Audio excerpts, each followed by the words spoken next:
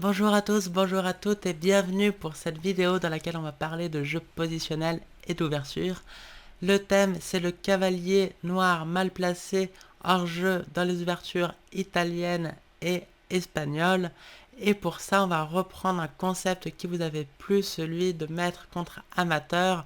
En l'occurrence, grand maître contre amateur. On l'avait déjà appliqué à cette vidéo aussi sur l'italienne. Donc ici, le grand maître, c'est Jean-Marc de Grave, le plus fort grand maître ch'ti.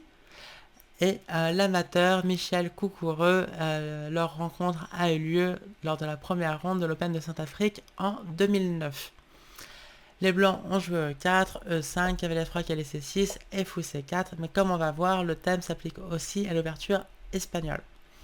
Donc, bref, il y a eu fou C5 et ici le coup de grand maître, non pas cavalier C3, privilégié par les amateurs, dont on a déjà parlé en long et en large sur cette chaîne, mais le coup C3, plus positionnel, plus profond, préparant les poussées D4 et B4, mais surtout dominant les pièces noires, à savoir le fou C5 et le cavalier en C6, qui privés des cases B4 et D4 deviennent mal placés. Cavalier F6 maintenant, D3, H6, alors pourquoi pas, c'est peut-être un peu précoce aussi, mais bon, pourquoi pas, cavalier D2, D6, et ici pas le coup automatique petit roc, mais cavalier F1, peut-être plus souple, ça laisse plus d'options. Là les noirs n'ont pas roqué, mais par exemple sur roc, peut-être que Jean-Marc avait prévu de jouer tout simplement cavalier G3 et roc au prochain coup, et ça aurait transposé après tour 1 par exemple dans les grandes variantes. Mais peut-être qu'il avait prévu de jouer quelque chose de plus original, comme H3 tout de suite, et éventuellement G4 au coup suivant, profitant que les noirs se sont affaiblis par le coup H6, pour ouvrir la colonne G après tour G1 et G5 par exemple. C'est une possibilité. Ou alors de jouer H3, et ensuite cavalier G3, et donc toujours se réserver l'option de roquer si les noirs ouvrent au centre assez rapidement, mais peut-être aussi se garder l'option d'attaquer par cavalier H2, dame F3, cavalier G4, etc. en ayant économisé le coup roc. Et d'ailleurs en se gardant les options de faire grand roc si jamais. Donc bref, cavalier F1 a été joué, et soit les noirs ont eu peur de roquer, soit ils étaient contents de jouer cavalier A5, mais en tout cas c'est ce qu'ils ont fait. Sauf que ça va pas. Alors on peut pas tout de suite punir le placement un peu malheureux du cavalier A5 et du fou C5, pas tactiquement en tout cas, mais le cavalier A5 ne va pas réussir à s'échanger contre le fou C4, sinon ça serait très bien pour les noirs, ça aurait été très bien pour les noirs, et il va rester encore plus mal placé qu'il ne l'était en C6. Là qu'en C6 il n'était pas terrible à cause du pion C3, là en A5 il va être horrible. En attendant, les blancs doivent éviter les tentatives tactiques directes. Par exemple, dame A4 échec, fait échec et attaque le cavalier A5, mais après C6, la dame défend et on n'a rien gagné du tout. Et c'est même les blancs qui se retrouvent avec la dame et le fou C4 placés sous la menace d'une fourchette potentielle. Bref, dame A4 ne va pas. B4 ne va pas non plus. Déjà parce que les noirs pourraient tout simplement prendre un C4.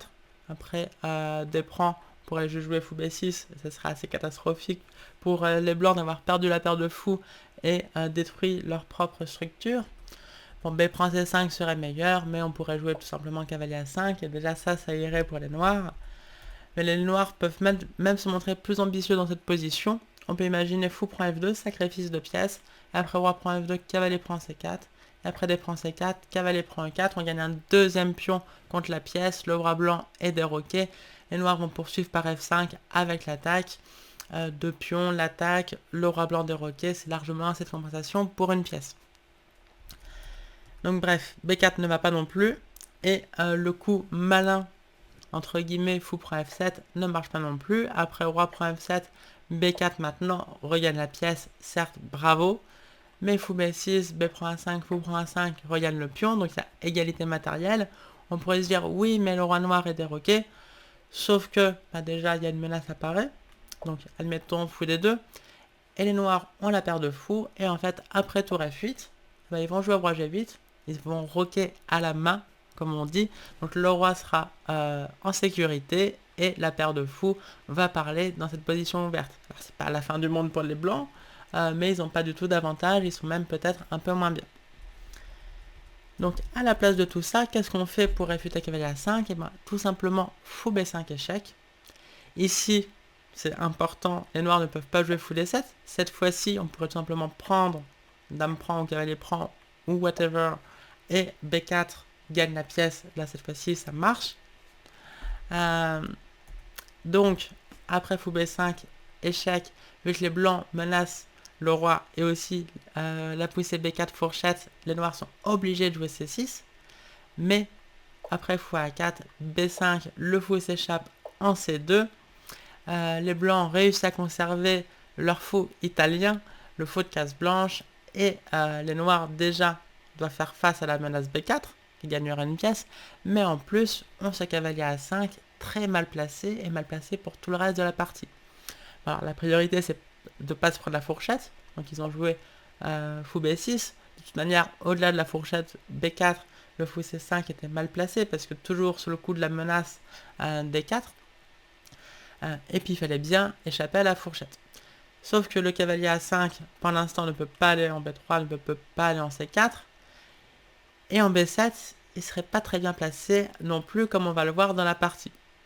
Alors là, les noirs devaient déjà penser à relocaliser leur cavalier A5 en préparant le coup C5 pour jouer cavalier C6, même si on sait que la case C6 n'est pas une super case, c'est quand même un progrès comparé à la case A5, mais bon, c'est pas ce qui s'est passé. De toute manière, ça, au blanc de jouer, ils ont joué cavalier G3 ici, quoi de plus naturel, on replace bien le cavalier, c'est toute l'idée des italiennes avec C3, le cavalier B1 va en G3, soit avant le roc comme ici, soit après le roc, et le coup de tour 1 pour libérer la case F1. Donc c'est ici dans cette position que les noirs auraient déjà dû saisir leur chance de jouer C5. Avant toute chose, là même avant le roc, d'abord on pense à sa pire pièce, on la recentralise et ensuite on pourra jouer les coups de développement standard. Si jamais on se développe tranquillement et qu'on reste avec le cavalier A5, les blancs pourraient nous empêcher tout futur cavalier C6 et on va rester avec une pièce en moins toute la partie. Spoiler, c'est ce qui va se passer. Pour l'instant, les noirs ont joué fou C7, mais un coup de replacement du fou, c'était pas du tout la priorité, comme je l'ai dit. Roc, là aussi, c'est difficile de critiquer le coup roc pour les noirs, hein, ils vont devoir le faire tôt ou tard, mais il valait mieux d'abord jouer C5 pour jouer cavalier C6. Les blancs ont joué D4, prenant le centre, et aussi empêche le coup C5 comme on va le voir, en tout cas neutralise le coup C5 plutôt qu'il ne l'empêche. Donc là c'était la dernière chance, là les noirs sont très mal, mais ils sont pas encore foutus positionnellement. Parce que les noirs ont la possibilité de jouer cavalier C4 et le cavalier va se replacer sur la case B6 ensuite. Alors c'est pas la meilleure des cases, hein. Par exemple après B3, cavalier B6, on voit que le cavalier n'est pas folichon, mais il est bien mieux placé sur la case B6 qu'il ne le sera dans la partie sur la case B7. Après cavalier C4, je pense que le meilleur coup c'est A4. On profite que sur A6, à prendre B5, les noirs n'ont pas à prendre B5 la capture qu'ils auraient voulu jouer positionnellement d'un point de vue de la structure de pion. Évidemment là il y a le clouage donc c'est impossible. Et donc après c'est prend B5, peut-être maintenant B3, cavalier B6, les blancs ont une meilleure structure de pion avec un seul îlot contre deux pour les noirs. Le cavalier B6 est mal placé, le fou C7 aussi. Donc c'est un énorme avantage positionnel, mais c'est pas encore perdant-perdant. Alors que dans la partie, ils ont joué tour B8 et ici c'est terminé. Là les blancs sont positionnellement gagnants. Et Jean-Marie de Grave, le fort grand maître lillois, va nous faire une démonstration de jeu positionnel. En fait, là les blancs sont gagnants parce que le cavalier A5 est définitivement hors jeu, même si ça ne se passe pas encore aux yeux. Et les blancs vont tranquillement, après avoir mis hors jeu le cavalier A5, diriger leur jeu vers l'aile roi où ils ont une pièce de plus. Alors, première chose à faire, on empêche cavalier C4, le coup que les noirs auraient dû jouer au coup précédent. Donc comment on fait? Évidemment B3. Ça c'est le genre de coup qu'un amateur s'il ne connaît pas ce coup peut ne pas le comprendre, voire même pas l'envisager. Mais un grand maître, ayant vu des dizaines et des dizaines de parties similaires où le meilleur coup était B3 pour enfermer le cavalier sur la case A5, il le jouerait à tempo. Donc après B3, les noirs ont joué tour E8. Pourquoi pas H3 maintenant. On empêche fou G4, on empêche cavalier G4 et on prépare cavalier H2. Donc ça fait quand même 3 bonnes choses en un seul coup. C'est pas mal. Bon, ça dit c'est tout à fait standard. Là, les noirs pensent à leur cavalier A5 et jouent C5. Mais ils auraient dû le faire avant D4. Parce que là, les blancs ne vont pas laisser les noirs s'échapper en C6. Et ils jouent évidemment D5. Là, on voit les coups B3 et D5 qui ont enfermé le cavalier A5. Là, les noirs ont joué C4. Évidemment, ils rêvent de B prend C4, cavalier prend C4, et tout d'un coup, le cavalier hors jeu a maintenant une case magnifique en C4, mais pas du tout. On joue B4, on force cavalier B7, et le cavalier est totalement hors jeu en B7. Il peut pas aller sur les cases A5 et C5. On se dit, bah, c'est pas grave, ils vont le jouer en D8, mais en D8, il pourra aller nulle part non plus. Il peut pas aller en C6, il peut pas aller en E6. Donc là, en fait, avant que le cavalier ne rejoue, il faudrait que les noirs bougent la dame, bougent leur cavalier, bougent leur pion, jouent cavalier D8, jouent cavalier F7, et quand bien même, il serait en F7, quoi. Ça reste une mauvaise case. Et ça aura pris 5, 6, 7 coups avant que ça soit possible. En attendant, les blancs vont diriger leur jeu à l'aile roi. Mais on est un grand maître, on est Jean-Marie de Grave. Donc avant de jouer les coups automatiques comme cavalier H4 ou cavalier H2 ou préparer cavalier F5, etc. À l'aile roi, là où on a du matériel supplémentaire à cause des pièces hors jeu, hein, surtout le cavalier B7, mais aussi dans une moindre mesure le fou C7, et bien il veut fixer définitivement l'aile dame. Donc il a d'abord joué A4. On profite que les noirs n'ont pas B prend A4 parce que là, ça se crée juste des faiblesses. Après fou prend, on tour prend était bon aussi. On gagne un tempo sur le fou. Les noirs se sont créés un pion isolé en A7 et un pion faible en C4. Donc ça serait encore plus dramatique qu'avant pour les noirs. Donc le coup A6 est un peu automatique. Et ici, les blancs jouent A5. On ne voulait pas ouvrir à l'aile dame, on voulait fermer l'aile dame pour pouvoir jouer que à l'aile roi. Là, on a une pièce de plus. Alors ça peut paraître un peu contre-intuitif de fermer le jeu alors qu'on a des meilleures pièces, mais le cavalier B7 coûte la partie au noir là. Tout va se passer maintenant à l'aile roi et on a une pièce de plus. On a comme une pièce de plus en tout cas. Roi H7, cavalier H2. Alors roi H7 c'était pas terrible, mais je vais vous montrer ce que les noirs auraient dû faire. Ils auraient dû tenter tout de suite, d'un point de vue pratique, ce qu'ils ont fait maintenant. La meilleure chance pratique. Là en fait, on est foutu. Hein, les blancs vont simplement jouer les pièces à l'aile roi, dans un ordre de coup à un autre. Et vu qu'ils ont du matériel en plus, l'attaque va marcher. D'un point de vue mathématique, c'est forcé. On aura une pièce, voire 2 pièces en plus. Les noirs vont pas pouvoir résister à l'attaque. A noter aussi que ça, je vais vous montrer un jeu de pièces classique. On peut tout à fait imaginer F4. C'est plus rare que ça soit bon dans l'italienne, parce qu'après E prend F4 et la recapture d'une pièce, on s'est créé un pion arriéré en E4 et une case forte pour les noirs en E5. Sauf que ici, déjà après F4, E prend F4, on aurait E5 échec. Et quand bien même on n'aurait pas E5 échec si le roi n'avait pas été en H7, après F4, pion prend F4 et la recapture par le fou, les pièces noires sont mal placées pour faire face à l'ouverture du centre. Mais le jeu de pièces est largement suffisant et ça doit marcher. Vu que comparé aux positions standards, les noirs ont des pièces mal placées et aucun contre-jeu à la lame. Donc bref, pour éviter de mourir cuit à petit feu, les noirs doivent tenter de faire quelque chose et ils ont joué cavalier prend A5, sacrifice du cavalier contre seulement 2 pions.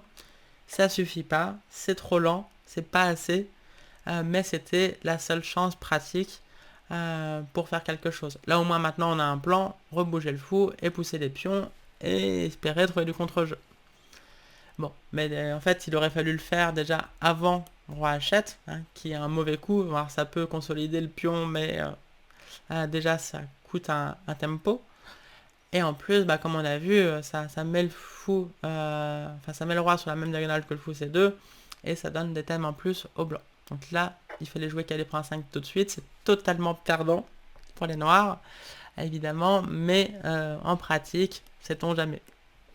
Bon, pas contre un grand maître de la trempe de Jean-Marc de Grave, évidemment, mais sait-on jamais. Bref, roi H7, cavalier H2, cavalier prend 5 maintenant, B prend 5, fou prend 5, dame F3, super coup. On place la dame sur sa meilleure case à l'aile roi, et elle protège en plus le pion C3 à l'aile dame. Fou C7, cavalier G4, cavalier prend G4, H prend G4. On est content de reprendre deux pions qu'on va pouvoir utiliser dans l'attaque. A5, bon, bravo, mais alors c'est vraiment pas assez de contre-jeu, hein, il manque au moins 3-4 temps au noir pour que ça c'eût été dangereux. G5 maintenant, tour F8, cavalier F5. Bon, alors je vais vite parce qu'il y a beaucoup de coups gagnants. Fou prend F5, E prend F5. Là aussi, c'est pour libérer le fou, hein, et on voit que le placement du roi en H7 était vraiment plus que malheureux. G6 maintenant pour les noirs. F franc G6, F franc G6, et ici un joli petit coup géométrique qui a forcé l'abandon. Est-ce que vous le voyez? Sinon vous pouvez faire pause pour chercher la solution. Je vous la donne tout de suite. Dame H5 a été joué. On profite des deux clouages, du clouage du pion G6 par le fou à C2 et du clouage du pion H6 par la dame en H5. Donc après dame H5, les noirs ne peuvent pas parer les deux menaces dame prend G6 ou dame prend H6 et ont donc abandonné. Voilà, magnifique démonstration de jeu positionnel de la part de Jean-Marc de Grave. Et cette partie fait penser à un classique, à une partie des plus connues de l'histoire du jeu d'échecs, et surtout les parties positionnelles les plus connues, parce qu'on connaît avant tout les chefs-d'œuvre tactiques, mais il y a des chefs-d'œuvre positionnels. C'est la partie qui a eu lieu à Nice, aux Olympiades de Nice en 1974, entre Anatoly Karpov et Wolfgang Hunziker, un grand maître allemand. Et dans cette position, là, voilà, dans cette position-là, qui rappelle vraiment la partie qu'on vient de voir, alors que cette position, cette partie est une ouverture espagnole. Anatoly Karpov, avec les blancs, a joué un des coups positionnels les plus profonds de l'histoire, qui est resté classique. Il a compris que à cause du cavalier B7, l'attaque à l'aile roi sera gagnante inéluctablement. Le cavalier B7 est hors jeu de la même manière que dans la partie de Jean-Marc de Grave qu'on vient de voir. Mais en attendant, il y a cette colonne A qui est ouverte. Hein, il n'y a pas eu A5 comme dans la partie sus-mentionnée, celle qu'on vient de voir, bref. Il y a eu A prend B5. Et du coup, la colonne A est ouverte. Et là, les noirs menacent tour prend A2, suivi de tour A8. Si les blancs laissent la colonne A au noir, bah, il y aura du contre-jeu dessus. Et s'ils mettent leur tour, bah, les tours vont s'échanger et il n'y aura plus de pièces lourdes, plus d'attaques. Et malgré l'avantage d'espace et le cavalier B7 en jeu, d'excellentes chances de nul pour les noirs. Mais comment gérer cette colonne A? Si on la laisse, bah, les noirs ont du contre-jeu. Si on échange les tours, il n'y a plus assez d'attaque. Et donc, Anatoly Karpov, à l'époque, pas encore champion du monde, c'était juste avant son titre remporté par le forfait de Fischer en 75. Il a joué fou à 7, magnifique coup positionnel pour bloquer la colonne A. Et après, c'était une démonstration du jeu à l'aile roi, profitant du cavalier B7 hors jeu. Je vais aller vite parce que c'est exactement les mêmes thèmes que dans la partie précédente, à ceci près qu'il a aussi doublé sur la colonne A. Touk touk touk. On voit le placement des pièces. Là aussi, il y a eu H3, cavalier H2, F4. On en avait parlé tout à l'heure. Là aussi, c'est possible. Alors que E prend F4, cavalier prend F4, donne la case de 5 et crée le pion arriéré. Sauf que ici, les noirs ne peuvent pas du tout en profiter parce que ils n'ont pas de cavalier en D7. Hein. S'ils avaient un cavalier en D7 qui pouvait aller en E5, ça serait catastrophique d'avoir joué F4 pour les blancs. Mais ici, tout va bien. Les noirs ne peuvent pas profiter de la case E5, ni vraiment du pion arriéré en E4. Et les blancs, eux, vont profiter de l'ouverture du jeu. Donc à la place, il y a eu F6, F5. Il a tout fermé, mais parce que la petite case en H5 suffit à Karpov à s'infiltrer. Et donc, vu qu'il a du matériel en plus, toujours à cause de ce cavalier hors jeu, à un moment là, le cavalier est venu en D8, et on sait que ça reste une case horrible, ça gagne tranquillement. Donc là, oui, à noter que fou prend H5 ne gagne pas de pièces. D'ailleurs, c'est ma question pour vous. Comment vous jouez avec les blancs après fou prend H5 qui a l'air de gagner une pièce? Si vous avez la réponse, laissez-la dans les commentaires. J'en profite pour vous dire deux choses. Je suis entraîneur, donc si vous voulez des cours particuliers avec moi, contactez-moi. Il y a les liens dans la bio et la description. J'en profite aussi pour remercier Nicolas qui m'a laissé un gentil tip sur Tipeee. Donc si vous voulez, comme lui, soutenir la chaîne, vous pouvez le faire là aussi. Il y a le lien dans la description. Donc les noirs n'ont pas joué, fou prend H5, ils ont joué la place roi F8, cavalier E3, maintenant le fou H5 est protégé dans tous les cas, roi G8, fou prend F7, cavalier prend F7, donc voilà, on avait parlé de cette manœuvre pour replacer le cavalier à 5, hein, la seule possibilité dans cette structure de pion pour refaire jouer le cavalier à 5, mais ici c'est trop tard à cause de ce fou maintenant horrible, hein, avec tous les pions bloqué sur sa couleur et la case H5 qui est vraiment importante. Hein. S'il y avait un pion blanc ou H5, peut-être que les noirs souffriraient mais tiendraient la nulle. Ici, c'est terminé très rapidement. Dame H5, cavalier D8. Les blancs sont pas contre l'échange de dames, mais à leurs conditions, c'est-à-dire en jouant Dame G6. Et maintenant, Dame prend G6, F prend G6. Les blancs n'auraient pas seulement la case H5, mais aussi la case F5. Donc une case pour chaque cavalier. C'est génial. Ça mettrait fin tout de suite à la partie. Il y aurait non seulement le fou attaqué, mais aussi les pions F6 et H6. Les noirs ne peuvent pas du tout défendre. C'est terminé. Cela dit, après roi F8, cavalier H5, Hunziker en a eu marre et il a abandonné. Donc voilà, une démonstration positionnelle karpovienne d'Anatoly Karpov, pas encore champion du monde en 74, qui est devenu un des plus grands classiques et donc qui a forcément inspiré Jean-Marie Degrave, qui à son tour va vous inspirer, je l'espère, dans vos parties. J'espère que cette vidéo vous a plu. Si c'est le cas, laissez un petit like et je vous souhaite une bonne fin de journée ou une bonne soirée et je vous dis à très bientôt. Ciao!